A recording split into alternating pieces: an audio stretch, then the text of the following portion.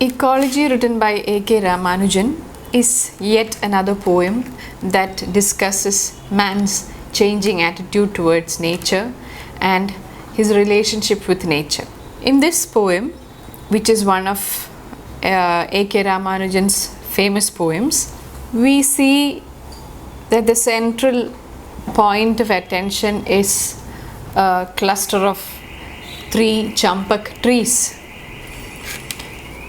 And the mother in the poem represents the older generation who venerates nature, not knowing that she's in any way playing an eco-friendly role.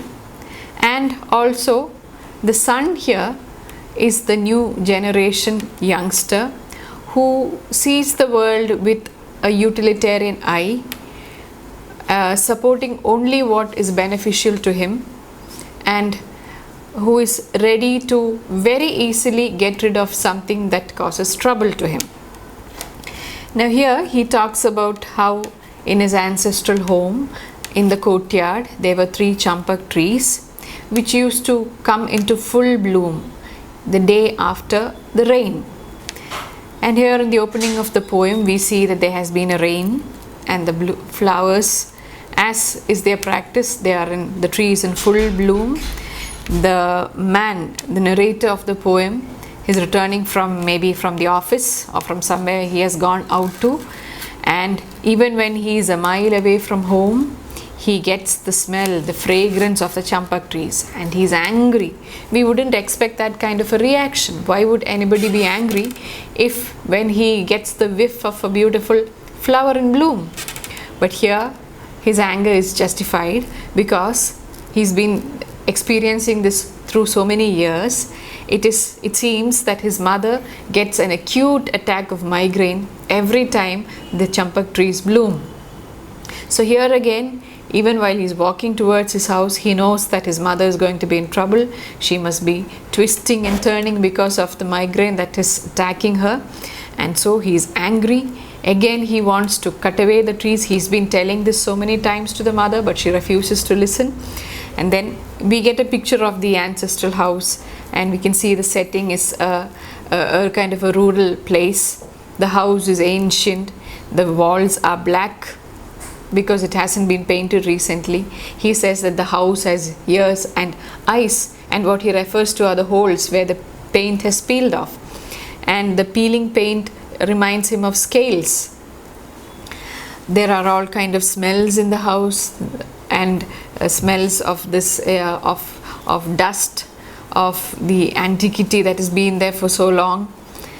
And again he talks about how it is creaky, just like an old person whose bones are creaky. Here again the doors and the windows creak. There are noises in the night, maybe of bats that fly in and out. The windows are all damaged. So here again he comes home and he tells the mother that the tree should be cut, but she refuses. She is already irritated because of the migraine, and now she gets terribly irritated because the son once again has started the old story, and she's got a cold pack on her head. She's wearing a wet cloth or something on the head because she's trying to free herself from the headache, and she simply wouldn't allow the cutting of the trees because her attitude is that one of reverence, because she says that nobody planted the trees there. It happened, or it came from providential droppings of some passing bird. And so why is it that the bird chose this very courtyard for the plants to grow? That is because it is a blessing of God, and these very trees have been supplying flowers which is used for the puja in the house for so many generations. The house, she's got a special attachment to these trees because I guess the trees must have been there right from the time she came as the daughter-in-law to that house.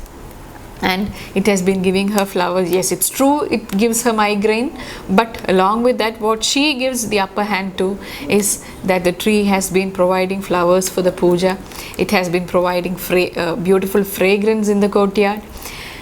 Now this is the attitude of the older woman, and the narrator being somebody who's detached from nature, who doesn't have a close tie with nature, he looks at it from a very utilitarian point of view, and he doesn't see any of the benefits that the mother sees. He doesn't appreciate the beauty of the tree. He doesn't appreciate the fragrance of the flower. He doesn't think of the flowers that the tree provides. And again, he doesn't think of maybe the how beneficial the tree is for the ecology, and of how it provides oxygen. None of these matter to him. The only thing that he is aware of is that this tree creates headache, not only for his mother. It just like the tree has been providing flowers, it has also given this migraine. Migraine too has been passed as a trait for so many generations, and one or two cousins here and there has inherited this migraine like a dowry.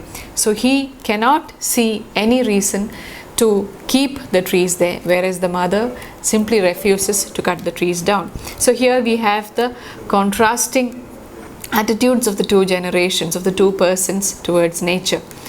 And it kind of tells us how as each generation passes by, how we are going farther away from nature, and how we appreciate things only as far as they are useful to us. So here it is the attitude of the mother that I guess we should be able to follow, because yes, in spite of all the minor irritations that nature might cause to us, ultimately there is no life on earth without nature. So we should learn to appreciate the benefits that nature gives us than to blame her for the problems that she causes.